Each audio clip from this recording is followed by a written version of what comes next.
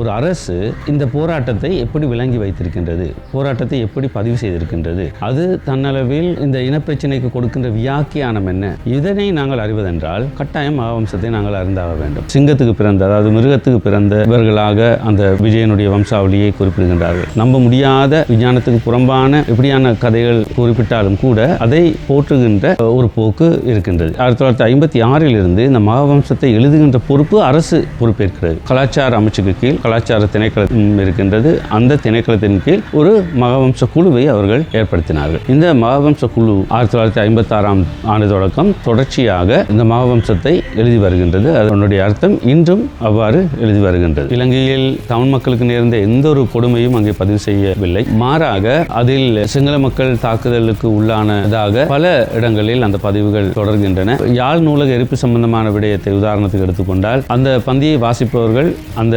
நூலகத்தை தமிழ் மக்கள் தாங்களாகவே தீ வைத்தது போன்ற ஒரு கருத்தை தருகின்ற வகையில் தான் அந்த பந்தியை அமைந்திருக்கும். இப்படித்தான் பல இடங்களிலும் பதிவு செய்யப்பட்டிருக்கின்றன. அப்படி பார்த்தால் இது ஒரு கிட்டத்தட்ட ஒரு ஒப்புதல் வாக்கு மூலமாகவும், ஒரு சில இடங்களில் அதிகமான திரிவுகளை கொண்ட நூலாகவும், பல பொய்களை பதிவு செய்கின்ற நூலாகவும் இருக்கின்றது. மகாவம்ச மனநிலை என்று பிரபாகரன் குறிப்பிட்டதை நீங்கள் நினைவு வைத்திருப்பீர்கள். இலங்கை அரசனுடைய உத்தியோகபூர்வ பார்வையை நீங்கள் பார்ப்பதாக இருந்தால் அது மகாவம்சத்தில் நீங்கள் பார்க்கலாம். ஏனென்றால் இது அரசாங்கங்களின் பணி அல்ல, அரசாங்கங்கள் செய்து முடித்த வேலை அல்ல. இது அரசு ஒரு நிரந்தரமாக ஒரு குழுவை அமைத்து இந்த பணியை முடித்திருக்கின்றது. சுமார் 150 வல்லுநர்களை வைத்து இதனை முடித்திருக்கின்றது. அதில் ஏராளமானோர் இராணுவ அதிகாரிகள், நிறைய பிக்குமார், அதைவிட சிங்கள அறிஞர்கள் எல்லோரும் உள்ளடக்கிய ஒரு குழு. அந்த குழுவில் சிங்கள பௌத்தர்களை தவிர வேறு எவரும் இல்லை. ஒரே ஒருவர் தமிழரை சேர்த்திருப்பதாக அவர்கள் கூறுகின்றார்கள். அது பேராசிரியர் ஸ்ரீ பத்மநாதன் அவர்கள்.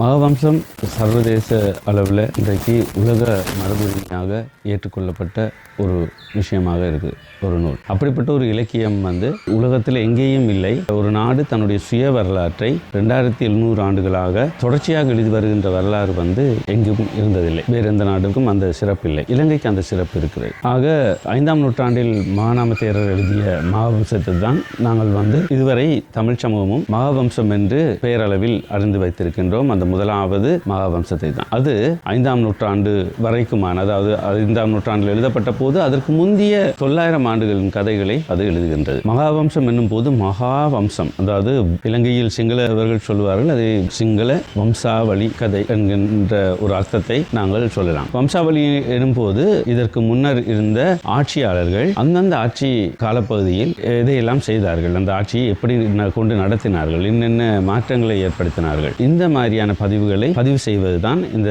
மகாவம்சம். அப்படி என்றால் அது ஒரு தொடர்ச்சியான ஒரு வரலாற்று பதிவு என்று நாங்கள் உணரலாம். அந்த 900 ஆண்டு வரைக்குமான, அதாவது 5ஆம் நூற்றாண்டு வரைக்குமான அந்த முதலாவது மகாவம்சத்திற்கு பிறகும் மகாவம்சம் தொடர்ச்சியாக எழுதப்படுகிறது. 1815 நீங்கள் பார்த்தீர்கள் என்றால் ஒரு டேர்னிங் பாயிண்ட் என்று சொல்லக்கூடிய அந்த நிலைமாறு காலம் வரலாற்றில் சில காலங்கள், அந்த காலகட்டங்கள் வரைக்கும் அவை பிரிக்கப்படுகின்றன. அப்படி பார்த்தால் 1815ஆம் ஆண்டு வரைக்குமாக எழுதப்பட்ட அடுத்த மகாவம்சத்தை நாங்கள் 2வது பாகம் என்றும், சூல வம்சம் என்றும் சொல்வது அந்த 2வது பாகத்தான், சூல வம்சம். அதன் பிறகு 1815ஆம் ஆண்டிலிருந்து 1931ஆம் ஆண்டு கிட்டத்தட்ட டொனமூர் அறிக்கை வெளியிடப்பட்டு அந்த டொனமூர் அரசியல் திட்டம் நடைமுறைக்கு வந்த அந்த காலம் 1931. அதாவது 1815 1931 வரையான மகாவம்சத்தை நாங்கள் 3வது மகாவம்சம் என்று சொல்லலாம். 1931 56ஆம் ஆண்டு 1956ஆம் ஆண்டு இலங்கையில் ஏற்பட்ட மிக முக்கியமான மாற்றங்களில் ஒரு நிலைமாறு காலம் என்று கூறலாம். குறிப்பாக சிங்களமும் பௌத்தமும் கைகோர்த்து அது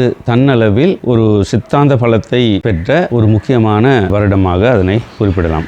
சித்தாந்த பலம் மட்டுமல்ல, நிர்வாக ரீதியிலும் அரசியல் ரீதியிலும் கூட ஒரு பலமான இடத்தை வகித்த ஒரு வருஷம் 1956ஆம் ஆண்டு. ஆகவே 1931 1956ஆம் ஆண்டு வரையான அந்த மகாவம்சத்தை நாங்கள் 4வது பாகமாக சொல்லலாம். பின்னர் 1956 1978ஆம் ஆண்டு, அதாவது இலங்கையின் 2வது குடியரசு யாப்பு வரைக்குமான காலப்பகுதி, ஜே.ஆர். ஜெயவர்தனனுடைய ஆட்சி காலம் தொடங்குகின்ற காலப்பகுதி. அதாவது ஜே.ஆர். ஜெயவர்தன பிரதமராக பதவி ஏற்கிறார், அதுவும் அதே பகுதியில் இருக்கின்றது. அதுவரை அந்த 5வது பாகத்தை நாங்கள் குறிப்பிடலாம், 1978 வரை. அதே 1978 ஜனாதிபதியாக அவர் பதவியேற்றதிலிருந்து பின்னர் 2010ஆம் ஆண்டு மஹிந்த ராஜபக்சனுடைய காலம் வரை, மஹிந்த ராஜபக்ச 2015ஆம் ஆண்டு நிறைவு பெற்றாலும் கூட 2010ஆம் ஆண்டோடு அவருடைய 2வது ஆட்சி காலப்பகுதி முடிகிறது. 1978லிருந்து 2010 வரையான அந்த மகாவம்சத்தை தான் நாங்கள் 6வது தொகுதி என்று அழைக்கிறோம். இதில் நாங்கள் குறிப்பிட வேண்டிய என்னவென்றால் 1956லிருந்து இந்த மகாவம்சத்தை எழுதுகின்ற பொறுப்பு அரசு பொறுப்பேற்கிறது. அதுவரை இந்த பௌத்த பிக்குமார், பௌத்த துறவிகளால் தொடர்ச்சியாக எழுதப்பட்டு வந்த ஒரு போக்கை தான் நாங்கள் பார்க்கலாம். தனி நபர்கள் போல் அல்லது பெரிய நிறுவனமாக செய்யாமல் அவை இப்படித்தான் இதனுடைய தொடர்ச்சி வந்தது. திடீரென்று 1956ஆம் ஆண்டு ஏற்பட்ட சிங்கள பௌத்த மறுமலர்ச்சி காலம் உண்டது.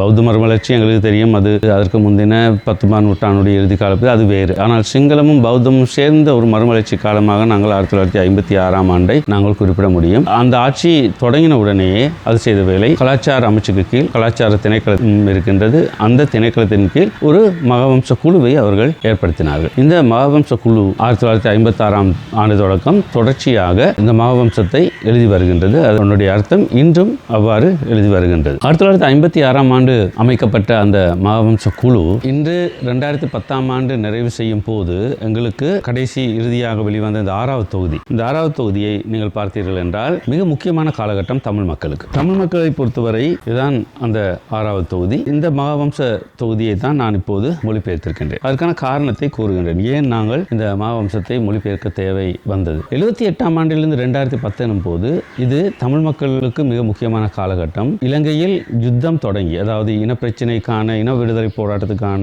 எங்கள் தரப்பில் நாங்கள் இன விடுதலை போராட்டம் என்று கூறுவது போல எங்கள் தரப்பில் சரி நாங்கள் ஒரு யுத்தம் தொடங்கி யுத்தம் முடிந்த காலப்பகுதியாக நாங்கள் குறிப்பிடலாம். இந்த காலப்பகுதியில் ஒரு அரசு இந்த போராட்டத்தை எப்படி விளங்கி வைத்திருக்கின்றது, போராட்டத்தை எப்படி பதிவு செய்திருக்கின்றது, அது தன்னளவில் இந்த இனப்பிரச்சினைக்கு கொடுக்கின்ற வியாக்கியானம் என்ன, இதனை நாங்கள் அறிவதென்றால் கட்டாயம் மகாவம்சத்தை நாங்கள் அறிந்தாக வேண்டும். ஏனென்றால் மகாவம்சம் என்பது இலங்கையின் இனச்சிக்கலில் மிக முக்கியமான வகிப்பாகத்தை வகித்து வந்திருக்கிறது. மகாவம்ச மனநிலை என்று பிரபாகரன் குறிப்பிட்டதை நீங்கள் நினைவு வைத்திருப்பீர்கள். மாவீரர் தின உரையில் மகாவம்ச மனநிலை என்று குறிப்பிட்ட அந்த மகாவம்ச மனநிலையை நீங்கள் எப்படி குறிப்பிடலாம்? முதலாவது மகாவம்சத்தில் மானாம தேரர் எழுதுகின்றார், அல்லது அந்த மகாவம்சத்தில் வர்ற விடயம் என்னவென்றால், இந்த தீவு சிங்கள தீவு அல்லது போனால் இந்த தம்ம தீப, தர்மத்தின் தீவு, தர்மத்தை போதிக்கின்ற, தர்மத்தை பாதுகாக்கின்ற தீவாக புத்தர் பிரகடனப்படுத்திவிட்டு போனார் என்கின்ற கதை. அதாவது புத்தர் பிறந்த நாளை நாங்கள் வெசாக் நாளாக கொண்டாடுகின்றோம். அதே நாள் தான் புத்தர் இறந்த நாள், அந்த திகதி, அந்த வெசாக் நாள், பௌர்ணமி நாள் அவர் பிறந்தார் என்றும், அதே போல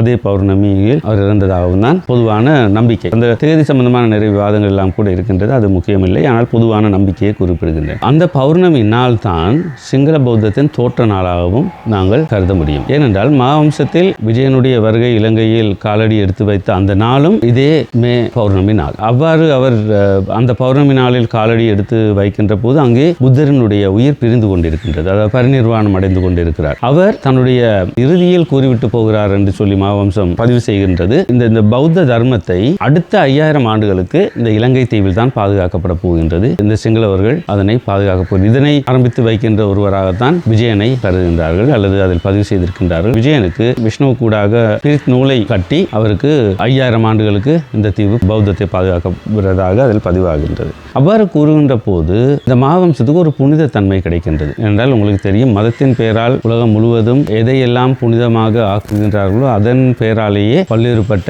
அக்கிரமங்களையும் மத நிந்தனைகளையும் செய்கின்ற அல்லது ஏனையவற்றை ஒடுக்குகின்ற போக்கெல்லாம் இந்த புனிதத்தின் பெயரால் செய்வதை நீங்கள் பார்த்திருக்கலாம். அதுபோலதான் மகாவம்சத்தையும் ஒரு புனிதப்படுத்துகின்ற விடயம் அங்கிருந்து தொடங்குகின்றது. மகாவம்சத்தில் ஏராளமான புனைவுகள், உதாரணத்துக்கு இந்த சிங்கள மக்களினுடைய தோற்றம் பற்றிய விடயங்களை கூறுகின்ற போது சிங்கத்துக்கு பிறந்த, அதாவது மிருகத்துக்கு பிறந்த இவர்களாக அந்த விஜயனுடைய வம்சாவளியை குறிப்பிடுகின்றார்கள். நம்ப முடியாத, விஞ்ஞானத்துக்கு புறம்பான எப்படியான கதைகள் குறிப்பிட்டாலும் கூட அதை போற்றுகின்ற ஒரு போக்கு இருக்கின்றது. இன்று அது சம்பந்தமான நல்ல விளக்கங்களை அல்லது இது நம்பமானது அல்ல என்று ஏற்றுக்கொண்டாலும் கூட பகிரங்கமாக யாரும் இதனை கேள்விக்குட்படுத்தவோ அதை கேள்விக்குட்படுத்தவோ கூட கிடையாது.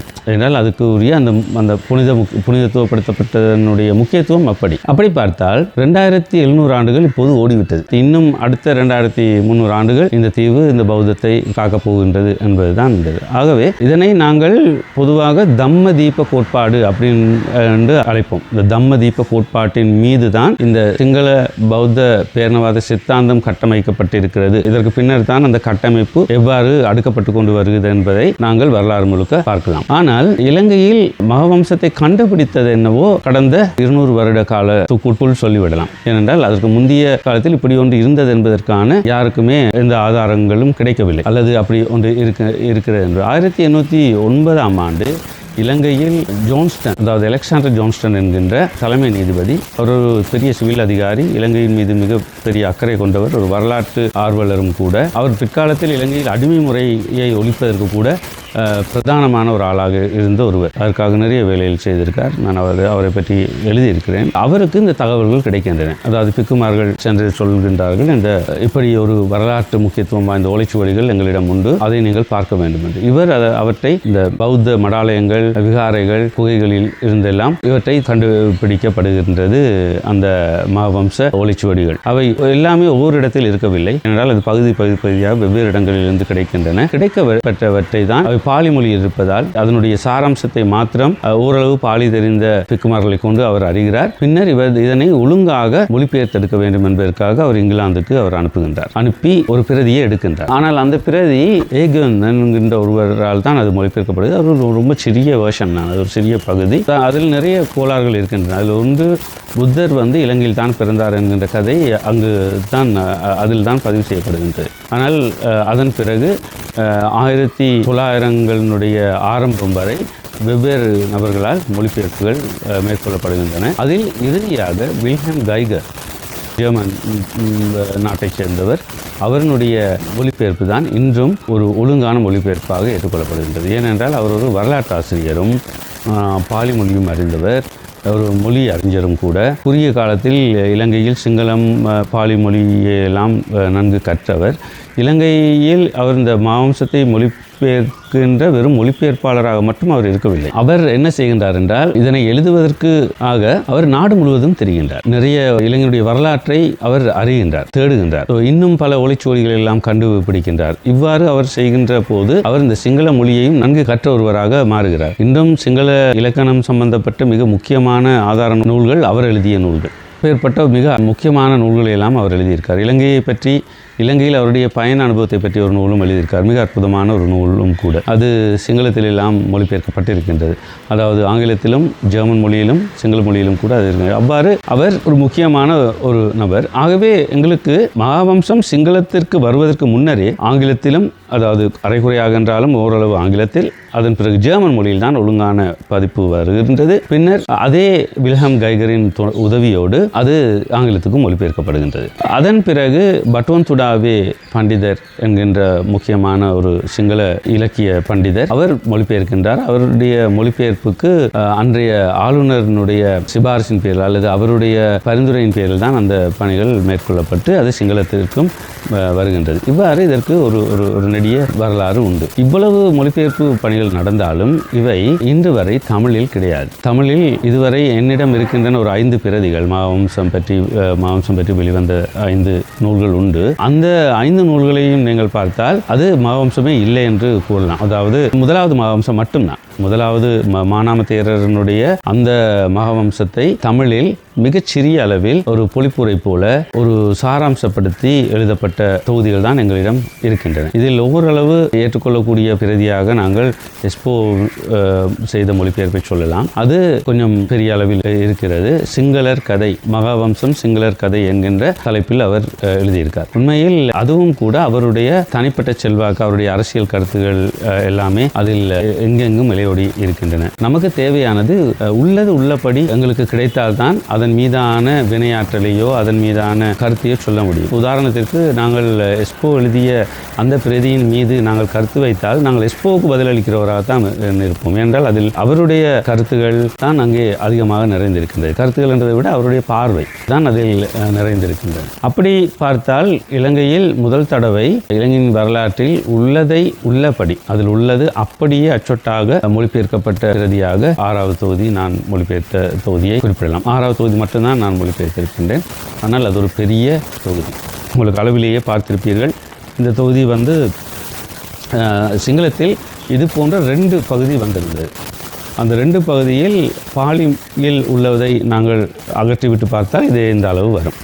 இதில் 2 தொகுதியும் ஒன்றாக சேர்த்து உள்ளடக்கியிருக்கு. அது 2 தொகுதியும் தனித்தனி முதலாவது பகுதி 2வது பகுதி என்று வந்திருந்தது. இது 2ம் ஒன்றாக இருக்கின்ற பகுதி. இந்த மகாவம்சம் இதை நான் ஏன் மொழிபெயர்க்க வேண்டி வந்தது என்றால், இலங்கை அரசு இதனை உண்மையில் அவர்களே செய்திருக்க வேண்டும். ஆனால் அவர்கள் இந்த பணியை முடிக்கவில்லை. இன்னமும் நாங்கள் கேட்டால் அதற்கான வேலைகள் நடக்கின்றன, அது செய்யப்படும், இப்படி சாக்கு போக்கு சொல்லிக்கொண்டே காலத்தை கடத்தி இருக்கின்றார். உண்மையை சொல்ல போனால் 1956 அவர்கள் பொறுப்பேற்றதிலிருந்து இது செய்து முடித்திருக்கப்பட்டிருக்க வேண்டும். ஆனால் கடைசி மகாவம்சம் வரை அவர்கள் செய்யவில்லை. மிக சமீபத்தில் அவர்கள் ஒரு